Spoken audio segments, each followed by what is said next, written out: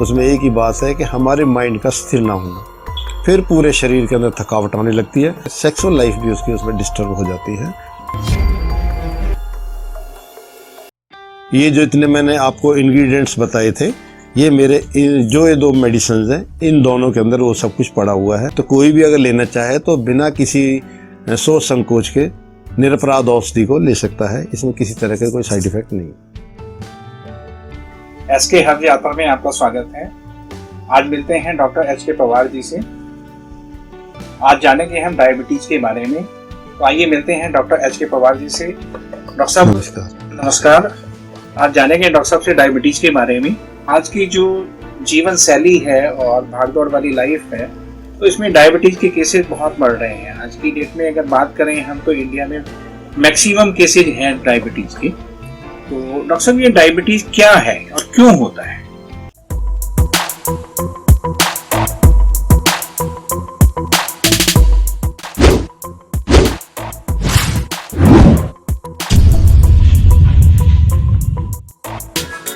देखिए, इसमें अगर हम सिस्टमेटिकली चलें तो डायबिटीज़ का एक ही सबसे बड़ा कारण है मेटाबॉलिज्म का ख़राब होना। मतलब खाना आपने जो खाया है वो या तो पचा नहीं, पचा है तो वो अध कचरा पचा है, तो उसकी वजह से वो जो हमारा सिस्टम है उसको एक्सेप्ट नहीं करता है। जब इंडाइजेशन की प्रॉब्लम आती है तो जितने हमारे अंदर के सिस्टम है वो अपना एक्शन नहीं कर पाते हैं। इसकी वजह से ये शुगर, इसको मधुमेह रोग कह सकते हैं, ये अपना रास्ता बना लेता है। अब इसमें क्यों और कैसे सब कुछ, सबसे बड़ी इसमें जो इंडाइजेशन की प्रॉब्लम है उसमें एक ही बात है कि हमारे माइंड का स्थिर ना होना। टेंशन, दुनिया भर की जितनी टेंशन होती है वो इंडाइजेशन को पैदा करती है, क्योंकि जब हमारा माइंड ठीक नहीं है तो उसके हिसाब से सारे ऑर्गन्स भी अपना अपना एक्शन करना कम कर देते हैं, उसकी कमांड ख़त्म हो जाती है। वो कमांड ख़त्म ना हो उसके लिए बॉडी का सिस्टम, बॉडी की मेंटेनेंस, उसके साथ ही दिमाग की मेंटेनेंस साथ साथ ज़रूरी है, ताकि दिमाग अच्छा रहेगा तो सारा सिस्टम अच्छा रहेगा। तो सबसे बड़ा चिंता का विषय एक ही है कि हमारा जो लाइफस्टाइल है वो सारा का सारा टेंशन में है, और टेंशन होने से ही शुगर है। डॉक्टर साहब, इसके लक्षण क्या हैं? कैसे पता लगे कि डायबिटीज? देखिए, पहले जो प्राइमरी जो स्टेज के सिम्टम्स होते हैं उसमें सबसे पहले ये आपकी काफ मसल्स, जिनको पिंडलियाँ बोलते हैं, उसके अंदर सबसे पहले पेशेंट को फीलिंग आती है कि यहाँ से मेरे को कुछ ऐसा लग रहा है कि कोई इनको दबाए या कोई थक जाती हैं। इस तरह की स्टार्टिंग वहाँ से होती है। फिर पूरे शरीर के अंदर थकावट आने लगती है। इसके बाद में उसका किसी भी चीज़ में मन नहीं लगता है, और उसके मुंह में एक अलग सिम्टम है, कभी कोई मीठा ही रहता है मुँह उसका, कुछ भी खा ले मीठापन रहता है उसमें, खाना उसका डाइजेस्ट नहीं होता, कमजोरी बहुत ज़्यादा बढ़ जाती है शरीर में, किसी भी काम में उसका मन नहीं लगता है। मेंटल, फिजिकल, इवन यहाँ तक कह सकते हैं कि सेक्सुअल लाइफ भी उसकी उसमें डिस्टर्ब हो जाती है। तो पूरी की पूरी बॉडी को ही डिस्टर्ब कर देता है। क्या इसका यूरिन से कोई ऐसा संबंध कि जैसे कोई पहचान की कोई पेशाब? हाँ, देखिए, पुराने टाइम में तो इसी से ही, इसके पेशाब से ही तो परीक्षा होती थी।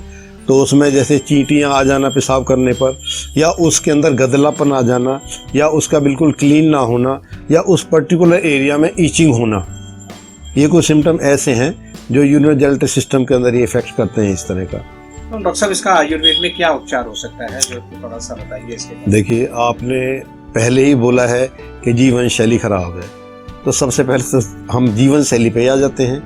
अगर आप टाइम पे खाना खाते हैं, टाइम पे सोते हैं, टाइम पे जगते हैं, टाइम पे मोशन जाते हैं, अगर इन चीज़ों को आप फॉलो करते हैं तो ऑटोमेटिकली कुछ चीज़ें तो अपने आप ही ठीक हो जाएंगी। रही इसके बाद में डिपेंड करता है कि अब शुगर की रेशियो कितनी चल रही है, दवाई खाने के बाद कितनी आ रही है, दवाई ना खाने के बाद कितनी हो जाती है, या दवाई खाते खाते कितनी बढ़ जाती है। अब इसमें हम लोग कोशिश ये करते हैं कि उसके साथ जितने भी सिम्टम साथ होते हैं वो भी साथ साथ सबसाइड हों या ठीक हों वो भी। तो उस तरह से हमारे पास मशहूर आपने देखा है, करेला है, नीम है, मेथी है, और आपका भला करे जितनी शिलाजीत है, या इसके साथ हमारी भस्म है जिसमें त्रिभंग भस्म शुगर के लिए सबसे बेस्ट मानी जाती है। वो पूरी बॉडी के सिस्टम्स को एक्टिवेट करती है और अंदर से नयापन लेके आती है, जवानी लेके आती है वापस। और इसमें सबसे बड़ा सिम्टम ये होता है कि इसमें बुढ़ापे वाले सिम्टम आ जाते हैं।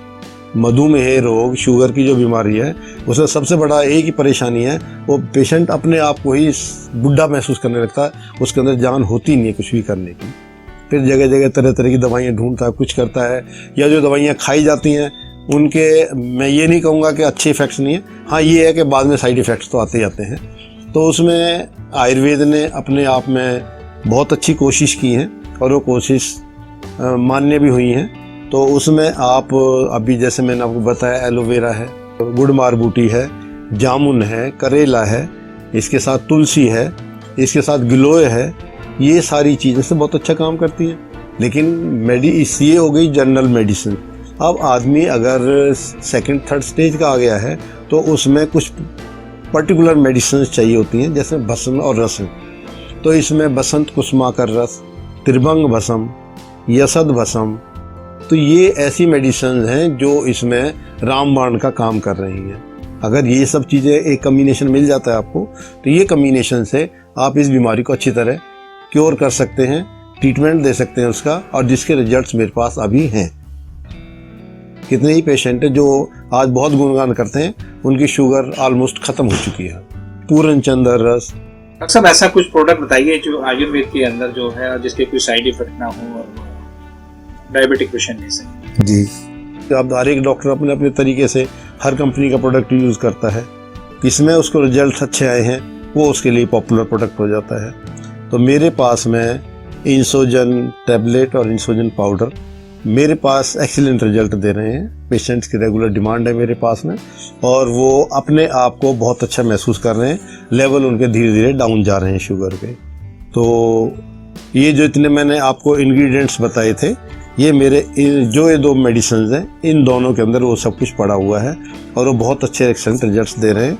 तो इसमें सब लिखा हुआ है, बसंत कुसुमाकर रस इसके अंदर है, शिलाजीत इसके अंदर है, और आपका जामुन की गुठली है इसके अंदर, गुड़मार बूटी है, साथ में जितने भी जो और जैसे त्रिभंग भस्म है जो सबसे बेस्ट मानी गई है डायबिटीज़ के लिए, वो फार्मूलेशन इसके अंदर। तो ये एकदम सेफ़ और बहुत अच्छा रिजल्ट देने वाली औषधि है जो मार्केट में इजीली अवेलेबल भी है और अच्छी भी है। तो कोई भी अगर लेना चाहे तो बिना किसी सोच संकोच के निरपराध औषधि को ले सकता है। इसमें किसी तरह का कोई साइड इफेक्ट नहीं। इसको कोई लेने का तरीका आप बताना चाहेंगे? देखिए, इसमें एक एक गोली, ये एक एक कैप्सूल सुबह शाम और 1 चम्मच पाउडर पानी के साथ, दूध के साथ, जैसे उनका दिल करे वो ले सकते हैं। किसी को दूध अच्छा नहीं लगता पानी से ले सकता है, बाकी दूध के साथ लें तो ये ज़्यादा बेटर है। कुछ साइड इफेक्ट इन चीज़ों के अभी तक मेरे पास 8 साल में तो कोई 10 साल में कोई साइड इफेक्ट नहीं आया है। डॉक्टर साहब, डायबिटीज के मरीजों को क्या क्या परहेज करने चाहिए वो भी आप बता दीजिए। ये तो आजकल मेरे ख्याल से बच्चा बच्चा जानता है, किसी से पूछेंगे तो बता दीजिए परहेज, चीनी नहीं खानी है, मीठा नहीं खाना है, ये नहीं खाना है, वो नहीं खाना है। लेकिन मेरी अपनी जो थ्योरी है उसके अकॉर्डिंगली हम लोग अपने शुगर पेशेंट्स को थोड़ा बहुत मीठा खाना एडवाइस करते हैं, ताकि उसकी बॉडी में से जो मीठा जा रहा है, शुगर जा रही है, उसकी मेंटेनेंस हो सके। उसके लिए हम गुड़ और शक्कर का इस्तेमाल या शहद का इस्तेमाल हम पेशेंट्स को बताते हैं कि थोड़ा बहुत लें। ये मीठा उनको एनर्जेटिक करता है, क्योंकि उसमें वो टोटली शुगर नहीं है, इसके अंदर कार्बोहाइड्रेट नहीं है, इसके अंदर मिनरल, विटामिन और बहुत सारी चीज़ें गुड़ के अंदर आपको पता है कि सारी बॉडी के मेंटेनेंस के लिए बहुत सारे इसके अंदर मिनरल विटामिन भी हैं। तो थोड़ा बहुत हम उसको बताते हैं, हम नहीं कहते बिल्कुल मीठा अपनी लाइफ में से मिठास ही ख़त्म कर दे, ये तो ज़िंदगी में कुछ भी नहीं बचता। तो इसलिए शहद, गुड़, शक्कर हम थोड़ा थोड़ा उसको बोलते हैं वो ले। बाकी परहेज में अब खटाई है वो नुकसानदायक है। मार्केट के प्रोडक्ट्स हैं, चाहे वो मिठाइयाँ हों या कोई और, ये किसी भी तरह के जो प्रोडक्ट मार्केट में मिलते हैं जो मीठे से रिलेटेड हैं, वो सब तो नुकसान करते हैं। लेकिन हमारा पुराने टाइम का जो गुड़, शक्कर, उसका इफ़ेक्ट हमने तो बहुत गलत नहीं देखा है। डॉक्टर साहब, आपका बहुत बहुत धन्यवाद, आपने डायबिटीज के बारे में बहुत अच्छी जानकारी दी। आज के लिए इतना ही दोस्तों, आइए मिलते हैं अगले वीडियो में। Thank you very much.